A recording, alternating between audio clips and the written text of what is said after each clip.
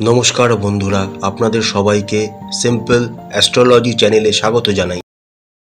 রাশিচক্রের তৃতীয় এবং আমাদের অন্যতম প্রিয় রাশি হল মিথুন রাশি। মিথুন রাশির অধিপতি হলেন বুধ। বীজ মন্ত্র হল ওম ব্রাং ব্রিং ব্রং সঃ বুধায় নমঃ। মিথুন রাশির অন্তর্গত তিনটি নক্ষত্র হল মৃগশিরা, আদ্রা ও পুনর্বসু। মৃগশিরা নক্ষত্রের অধিপতি হলেন মঙ্গল, আদ্রা নক্ষত্রের অধিপতি হলেন রাহু এবং পুনর্বসু নক্ষত্রের অধিপতি হলেন বৃহস্পতি। এবার আমরা দেখে নিই আগামী ডিসেম্বর মাসের গ্রহ সন্নিবেশটি মিথুন রাশির জাতক জাতিকাদের সাপেক্ষে কি হতে চলেছে। মিথুন রাশির সাপেক্ষে আপনাদের দ্বিতীয় গৃহে কর্কট রাশিতে মঙ্গল নিচস্থ অবস্থায় গোচর করবেন। চতুর্থ গৃহে কন্যা রাশিতে কেতু মহারাজ গোচর করছেন। আপনাদের ষষ্ঠ গৃহে বৃশ্চিক রাশিতে রবি এবং রাশি অধিপতি বুধ একত্রে গোচর করছেন। মিথুন রাশির সাপেক্ষে রাজ্যকারক গ্রহ এবং আপনাদের পঞ্চম ঘরের অধিপতি শুক্র আপনাদের অষ্টম গৃহে মকর রাশিতে গোচর করছেন। মিথুন রাশির সাপেক্ষে আপনাদের নবম গৃহে নবম ঘরের অধিপতি শনি মহারাজ সক্ষেত্রস্থ অবস্থায় কুম্ভ রাশিতে মার্গী অবস্থায় গোচর করছেন। মিথুন রাশির দশম ঘরে মীন রাশিতে রাহু মহারাজ গোচর করছেন এবং মিথুন রাশির সাপেক্ষে আপনাদের দ্বাদশ গৃহে বৃষ রাশিতে দেবগুরু বৃহস্পতি গোচর করছেন। কর্মক্ষেত্রের দিক থেকে আগামী ডিসেম্বর মাসটি মিথুন রাশির জাতক জাতিকাদের জন্য খুবই ভালো প্রমাণিত হতে চলেছে। আপনাদের নবম ঘরের অধিপতি শনি মহারাজ সক্ষেত্রস্থ অবস্থায় গোচর করছেন, যার সুফল আপনারা কর্মক্ষেত্রে অবশ্যই পাবেন। তার সাথে সাথে দেবগুরু বৃহস্পতি আপনাদের দ্বাদশ ঘরে গোচর করছেন, তিনি আপনাদের দশম ঘরের অধিপতি। এই অবস্থান দেবগুরু বৃহস্পতি আপনাদেরকে কোনো ভালো চাকরির চেঞ্জের অফার আপনাদের জীবনে আনতে পারে, অথবা আপনারা কর্মের জন্য বিদেশে গমন করতে পারেন, বা কর্ম যেখানে আপনারা এখন করছেন সেখান থেকে ট্রান্সফার হয় অন্য কোনো ভালো শহরে যেতে পারেন। এই আশীর্বাদগুলি দেবগুরু বৃহস্পতি আপনাদেরকে প্রদান করবেন এবং আপনাদের কর্মক্ষেত্রে আরও সুনাম অর্জন করতে আপনাদের আশীর্বাদ প্রদান করবেন। তবে যেহেতু আপনাদের দ্বিতীয় ঘরে মঙ্গল নিচস্থ অবস্থায় কর্কট রাশিতে গোচর করছেন, এই সময় আপনারা আপনাদের যারা ঊর্ধ্বতন কর্তৃপক্ষ আছে বা আপনার কলিগস যারা আছে বা আপনার নিচে বা আপনার তলায় যারা কাজ করেন তাদের সাথে সৎ ব্যবহার করবেন, কোনো কটু কথা তাদেরকে বলবেন না।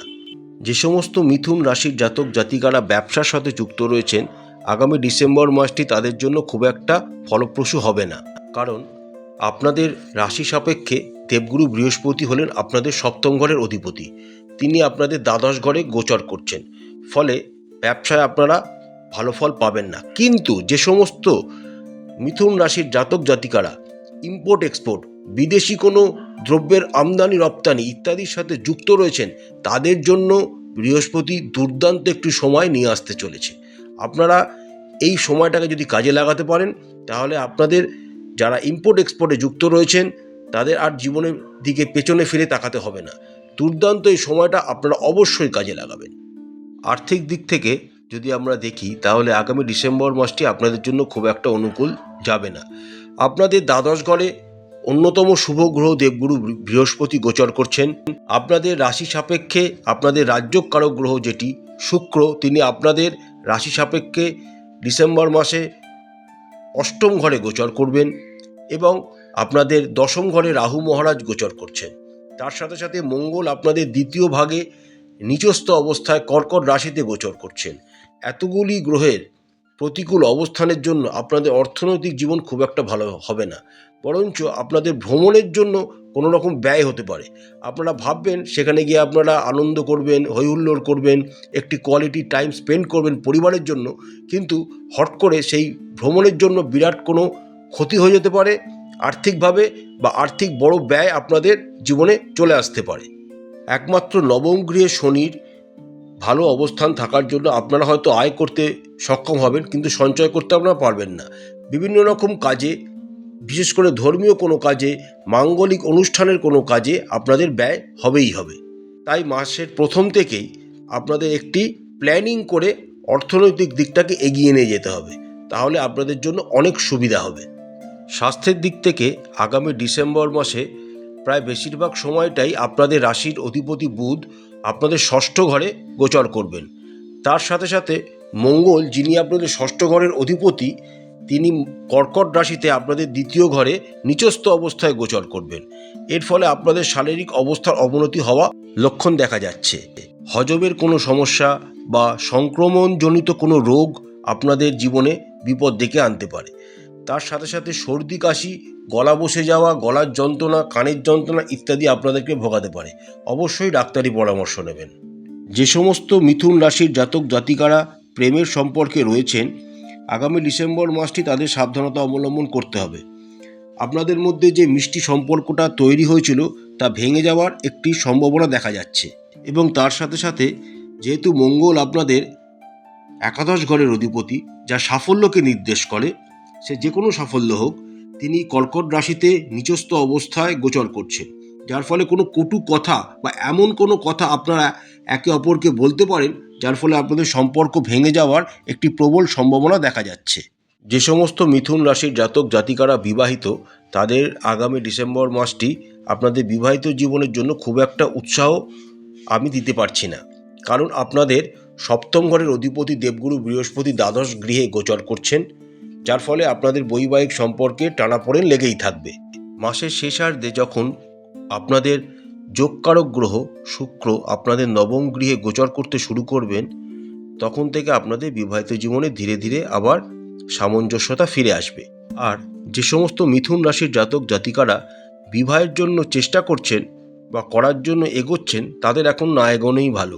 আর একটু ওয়েট করে যান, পরের বছর মে মাসের পর আপনাদের একটি সুন্দর বিবাহের যোগ তৈরি হচ্ছে, তখন আপনারা বিয়ের পিঁড়িতে বসার জন্য তৈরি হতে পারেন। পরিবারের দিক থেকে আপনাদের মোটামুটি একটা ফলাফল আপনারা আশা করতে পারেন। আপনাদের চতুর্থ গৃহে দেবগুরু বৃহস্পতির দৃষ্টি থাকবে, তার ফলে আপনাদের পরিবারে মোটামুটি একটি শান্তির পরিবেশ আপনারা আশা করতে পারেন। কিন্তু দ্বিতীয় ঘরে ওই মঙ্গলের নিচস্থ অবস্থান আপনাদেরকে কটু কথার জন্য বা কাউকে কটু কথা বলার জন্য আপনাদের পারিবারিক অবস্থার অবনতি ঘটতে পারে। তাই এই দিকটাকে আপনাদের সমস্ত মিথুন রাশির জাতক জাতিকাদের খেয়াল রাখতে হবে। কাউকে কোনো কটু কথা এই সময় বলবেন না, না হলে হিতে বিপরীত হতে পারে। ডিসেম্বর মাসের একদম শেষে আপনাদের পারিবারিক জীবন ধীরে ধীরে উন্নতি লাভ করবে। এই সময় আপনারা পরিবারের সাথে কোনো জায়গায় ভ্রমণে যেতে পারেন এবং একটি আনন্দদায়ক মুহূর্ত আপনারা উপভোগ করতে পারেন। প্রতিকারস্বরূপ মিথুন রাশির জাতক জাতিকারা রাশি অধিপতি বুধের বীজ মন্ত্র 108 বার করে জপ করবেন। ভিডিওর প্রথমেই আমি স্ক্রিনেতে সেই বীজ মন্ত্রটি দিয়ে দিয়েছি। প্রতিদিন ওই মন্ত্রটি 108 বার করে জপ করবেন। বিষ্ণু সহস্রনাম যদি সম্ভব হয় প্রত্যেক দিন পাঠ করবেন এবং গরিব শিশুদের শিক্ষা সংক্রান্ত কোনো জিনিস, সে পেন হোক, খাতা হোক, বই হোক, স্কুল ব্যাগ হোক, দান করার চেষ্টা করবেন। দেখবেন আপনাদের অনেকাংশে উন্নতি ঘটবে। আশা করছি বন্ধুরা, আগামী ডিসেম্বর মাসটি মিথুন রাশির জাতক জাতিকাদের খুব ভালো কাটবে। মা তারা আপনাদের সবাইকার মঙ্গল করুন। আমাদের চ্যানেলটি ভালো লাগলে লাইক করবেন, শেয়ার করবেন, সাবস্ক্রাইব করবেন। নমস্কার।